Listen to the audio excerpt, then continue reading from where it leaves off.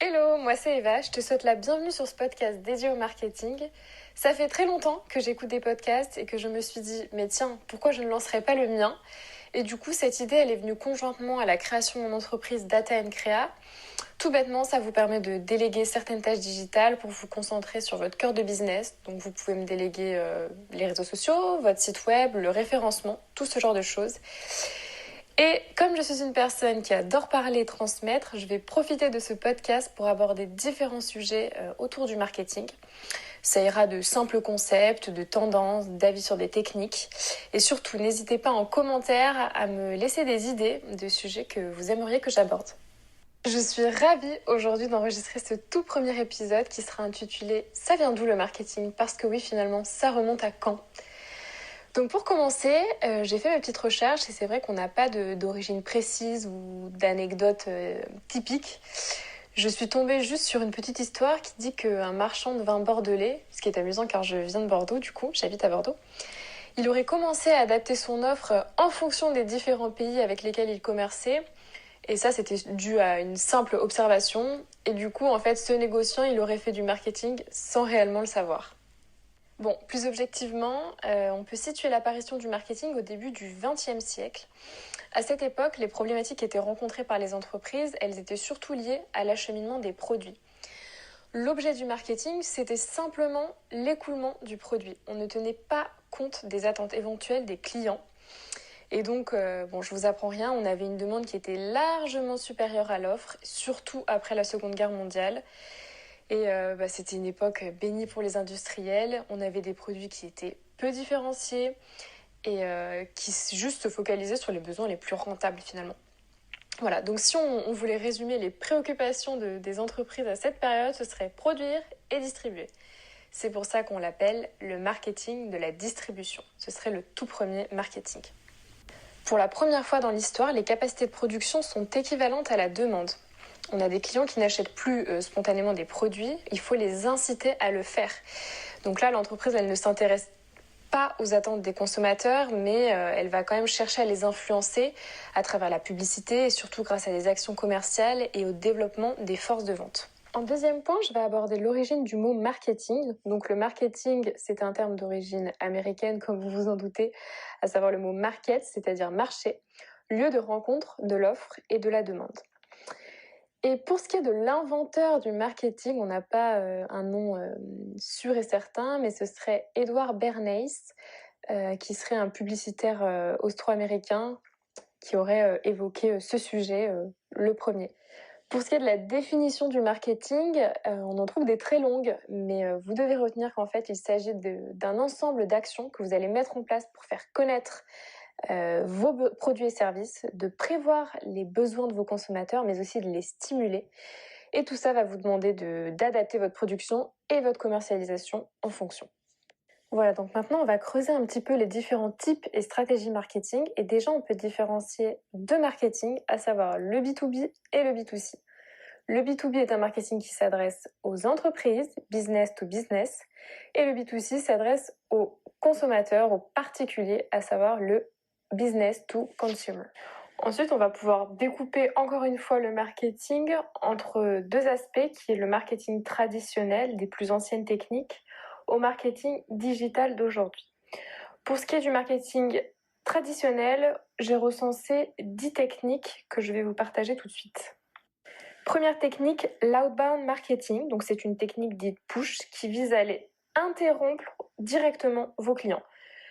Vous allez les chercher et vous les pousser, d'où le terme anglais push, à en savoir plus sur votre produit et souscrire à votre offre. Quelques exemples de pratiques outbound, ça va être tout ce qui est télémarketing, les séminaires, le cold emailing, donc c'est-à-dire envoyer un email après avoir vu la personne en question, même si elle n'a pas montré un grand intérêt. Au moins, elle était présente, par exemple, sur un salon. Ça pourrait montrer qu'il y a peut-être une petite carte à jouer. Ensuite, tout ce qui est cold calling, même démarche, mais au téléphone, publicité TV. Deuxième technique, ça va être le marketing personnalisé. Donc là, en tant qu'entreprise, vous pouvez utiliser les données historiques de vos clients pour justement adapter certaines actions.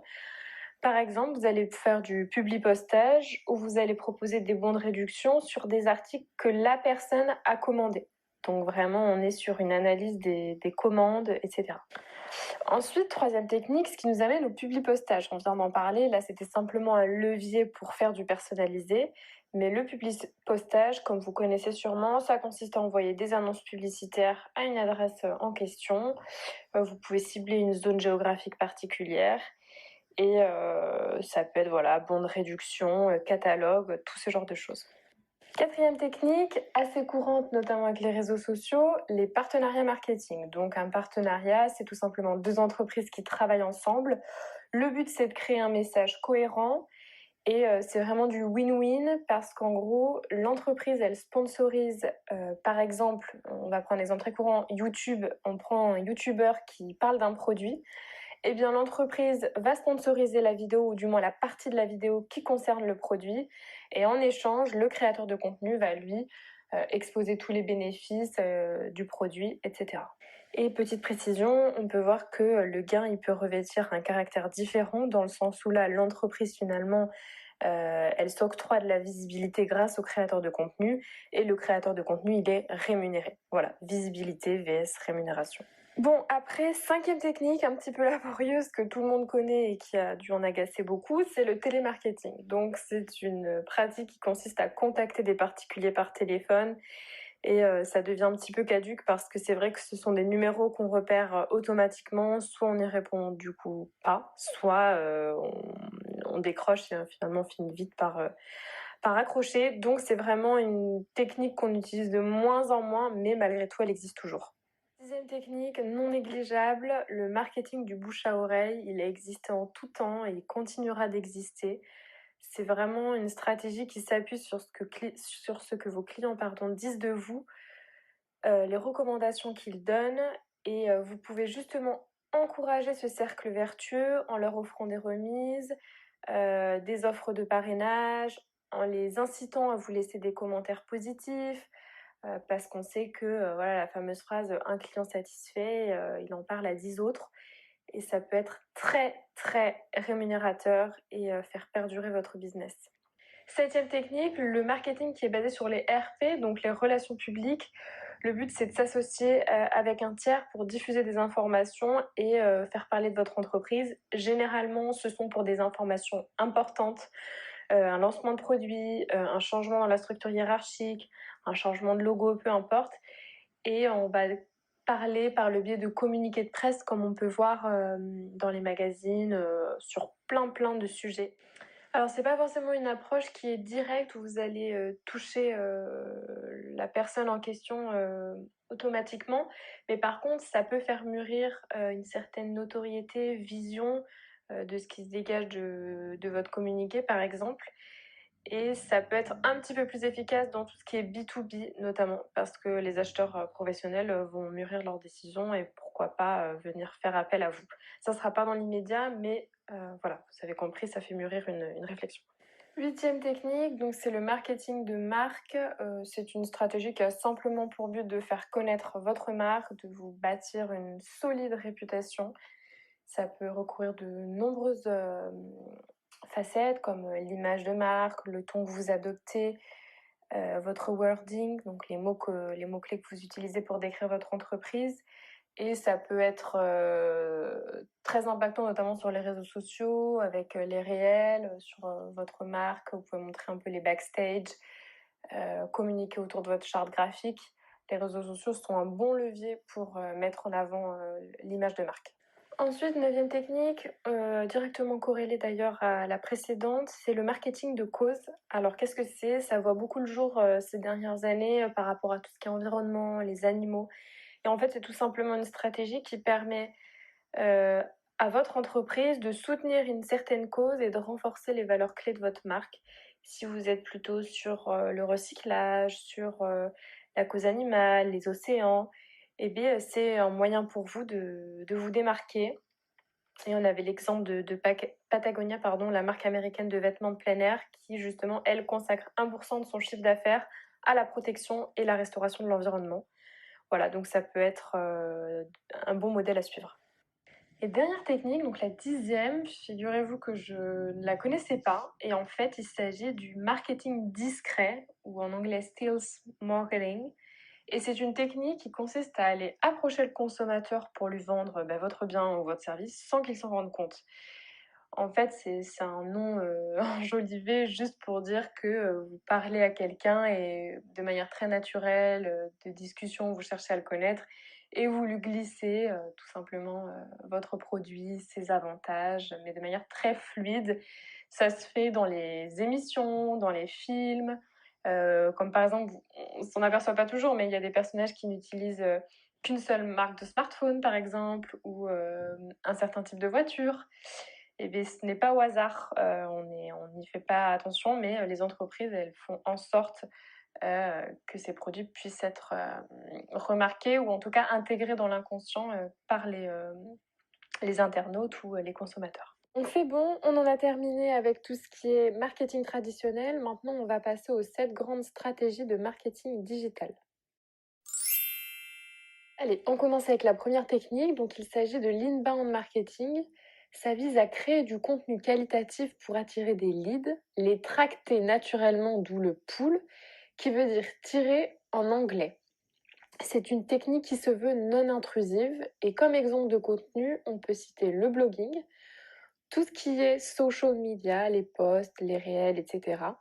L'emailing marketing, le SEO, donc référencement naturel sur Internet, les vidéos, les webinaires ou encore les podcasts comme je suis actuellement en train de faire. Deuxième technique qui va différer de la première parce que l'inbound marketing c'était de la création de contenu gratuite entre guillemets.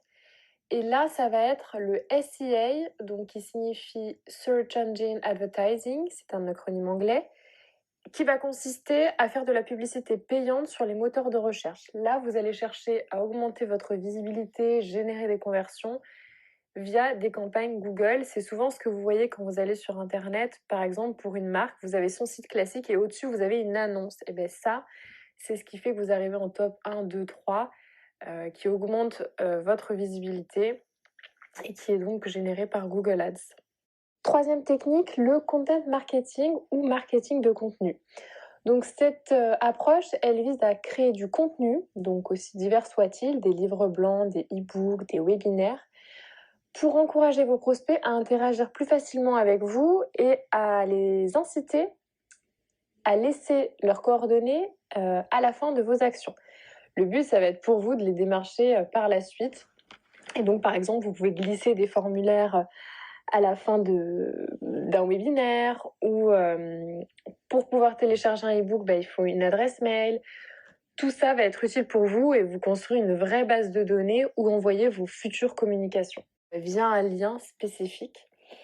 Et c'est quelque chose qui est très utilisé avec les influenceurs, notamment via les réseaux sociaux, où là, on peut choisir des nano-influenceurs ou micro-influenceurs qui ciblent un domaine précis, donc dans votre champ d'activité d'entreprise, pour justement promouvoir vos produits et vous allez les rémunérer. Je pense que tout le monde connaît assurément le marketing sur les réseaux sociaux. Donc là, ça va prendre la forme de publicité payante, de contenu organique, donc c'est les posts que vous pouvez faire gratuitement sur vos réseaux, ou encore les posts générés par d'autres utilisateurs au sujet de votre marque. Et voilà, c'est une stratégie qui est très utilisée par les entreprises d'e-commerce notamment pour pouvoir affiner votre message et être impactant parce que les réseaux sociaux permettent une grande créativité. Sixième technique, l'email marketing. Donc, c'est une technique qui consiste à envoyer des messages marketing à des prospects par email. C'est une technique qu'on utilise à la fois dans le B2B et le B2C et qui existe depuis très longtemps et qui s'avère un moyen très efficace pour atteindre son marché cible. On pense qu'au final, quand on envoie des mails, on ne les ouvre pas. Alors certes, il n'y a pas toujours un grand taux d'ouverture. On considère déjà qu'à partir de 20-25%, c'est déjà un bon taux d'ouverture, pardon. Mais il faut savoir que vous allez nourrir votre cible. C'est ce que permet les newsletters et tous ces emailing. Vous allez en envoyer un, puis un autre, adopter les objets et bien cibler la personne pour, au bout d'un moment, qu'elle se dise «Ah mais tiens, qu'est-ce qu'ils font?» et que voilà, ils peuvent être intéressés par vos services. Parce que l'emailing marketing, c'est vraiment une stratégie où vous pouvez segmenter votre approche. Et si vous voulez analyser vos différents messages, selon les publics distincts, c'est très très efficace parce qu'il vous suffit de faire des mails différents et vous allez voir le contenu, la ligne d'objet, tout ce qui attire une cible plutôt qu'une autre. Ça permet vraiment une analyse profonde si vous prenez le temps et que vous testez différents emailing, vous allez voir que ça peut être une stratégie très gagnante. Septième et donc dernière technique, le marketing mobile. Je pense que vous savez à quel point le mobile a révolutionné le commerce ces dernières années. On est plus de la moitié, entre 50 et 55% de la population mondiale, à aller sur Internet davantage sur mobile. Donc l'avantage de ce marketing mobile, c'est que ça vous permet d'envoyer des messages à visée marketing via des notifications, des SMS, et tout ça pour atteindre différents types d'objectifs comme envoyer des baux de réduction et donc générer des ventes, encourager les individus à ouvrir votre application pour augmenter le nombre d'utilisateurs actifs au quotidien, tout comme vous le feriez par mail, mais par le biais de notifications et de SMS. Par contre, du coup, assez logique, cette technique, elle va arriver dans un second temps parce que d'abord, il va vous falloir obtenir ce numéro de téléphone et donc ça va passer par d'autres leviers tels que le content marketing ou encore l'inbound marketing qu'on a vu précédemment. Voilà, donc maintenant qu'on a passé en revue un panel de stratégies marketing, eh bien, on peut se poser la question de pourquoi les entreprises aujourd'hui, elles ne sont rien sans le marketing. Eh bien, tout simplement parce que, au vu de toutes les demandes, de toutes les entreprises qui existent aujourd'hui sur le marché, vous êtes obligé de vous différencier, vous êtes obligé de personnaliser votre offre. Le marché, il évolue vite, il faut aussi faire des mutations digitales. Il y a plein de choses, mais ce qui est sûr, c'est que le marketing, c'est un moyen qui est durable. Ça va vous permettre d'entretenir des relations avec votre cible, de développer votre proximité, de toucher plus de personnes. Et aujourd'hui, si vous voulez durer dans le temps, parce que je pense qu'il n'y a aucune entreprise qui veut faire faillite, on veut tous prospérer, on est obligé d'utiliser une stratégie marketing pertinente et de l'adapter continuellement. Bon, après avoir posé ces bases un petit peu soporifiques mais essentielles parce que je voulais vraiment que vous ayez l'histoire, la définition, toutes les stratégies marketing du traditionnel à l'actuel avec tout ce qui est digital. Voilà, au moins tout est dit et dans le prochain épisode, je vais vous donner mon avis sur ces différents marketing et ceux que j'utilise au quotidien. Et voilà, l'épisode est terminé. J'espère que ça t'aura plu. Je t'invite à me laisser une note ou un commentaire, ça me fera très plaisir étant donné que c'est le tout premier.